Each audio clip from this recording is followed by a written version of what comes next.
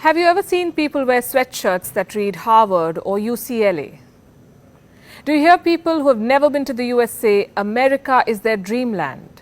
Have you seen people line up outside newly opened churro shops to grab a bite of what they've only seen in the movies? When Starbucks opened in India, do you remember the craze around it? What explains this charm around American ways and things? It is called soft power. You cannot measure it, you cannot put a finger on it, but you can exert it. It's a term coined by American scientist Joseph Nye and a concept mastered by the Americans. Soft power, you could say, is the ability to get what you want through attraction rather than coercion. So what does America want? To project itself as the world's most desirable country. The most prized, treasured, cherished, and priceless possession anywhere in the world. It's called American citizenship. There is no higher honor and no greater privilege. How did they sell the American dream? Through Hollywood, a walk on Times Square, weekends at Long Island, vacations in Miami, fall in Vermont, the Ivy League colleges, the steak and the beer. Most of those applying for an H-1B visa or an American college want this life. They want to live the American culture. Nothing wrong with that. It's just that American culture sounds oxymoronic, at least to me. What about India, the land of culture? How are we telling India's story to the world? Through Bollywood. India also has Tollywood, Collywood, Mollywood, Gollywood, Pollywood, Lollywood, Ollywood and Sandalwood, and I'm not making this up. For now, we'll stick to Bollywood. How is Bollywood telling India's story to the world? By reducing us to entertainers. Let me explain. Think of a Hollywood movie, one where the planet is being attacked by aliens. Who do you see stepping up to fight for the human race?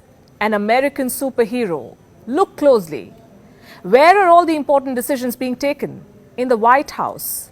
This is Hollywood building America's image, projecting Washington as the global superpower, the upholder of human rights and dignity, the harbinger of democracy and justice. Come aliens or the end of the world, the President of America is on his toes. And he is the man calling the shots. What are Indians doing? Dancing. When Ravan shows up, the job of Bollywood's first superhero, unless you're counting Shaktiman, which is technically not Bollywood, is only to save his family. Let Spider-Man save the rest. The second superhero was actually dancing with an alien. I'm not kidding. Bollywood is not interested in taking India's narrative forward.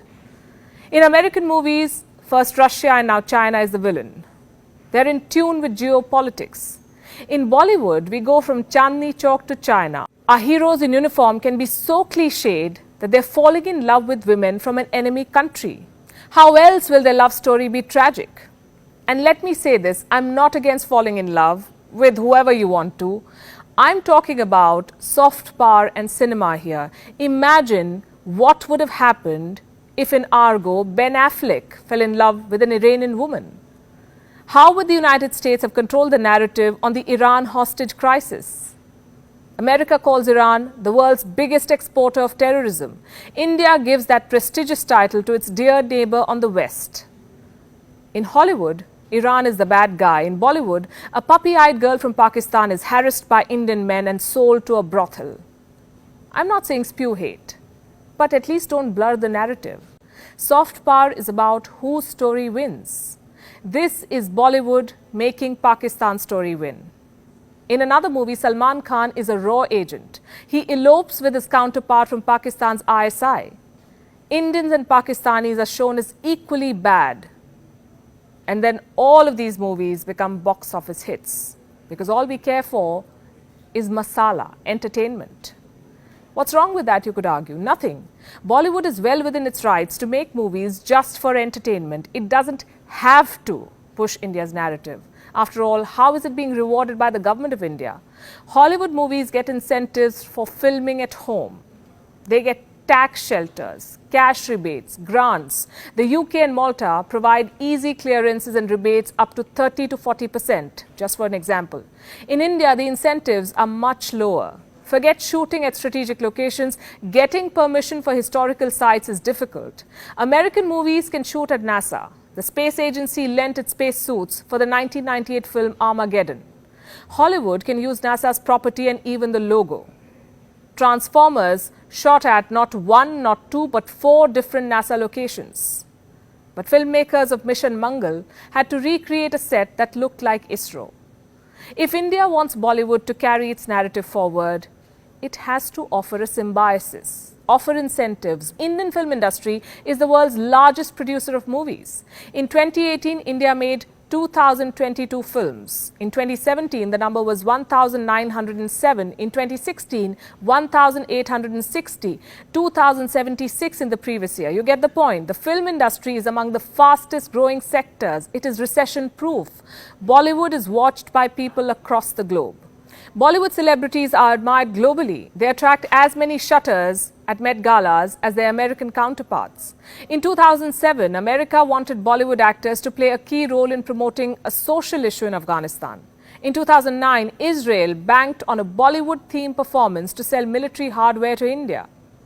A few years later, Dubai appointed Shah Rukh Khan as its brand ambassador. There are festivals centered on Bollywood. There are universities offering research on Bollywood. India's former Prime Minister, Dr. Manmohan Singh, was quoted as saying, "I find wherever I go in the Middle East, in Africa, people talk about Indian films." I'll tell you a personal story. A few years back, when I was visiting Palestine during Ramadan, it was hard to find a taxi driver when people broke the fast. But one taxi driver offered a ride only because we were from the land of Bollywood. He played songs from a Hindi movie for us.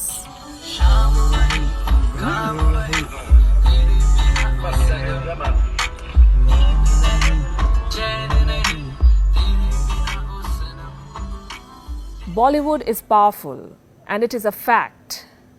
But it's a private industry, not a PSU. It is the job of the government to tap into the potential of this industry. It is the job of the government to harness Bollywood's soft power. The Chinese president is asking filmmakers to make science fiction movies to push the Chinese narrative. When the UK wanted to promote the London Olympics, it invited James Bond into the Buckingham Palace. America is using superheroes to sell dreams and coffee. What is stopping India?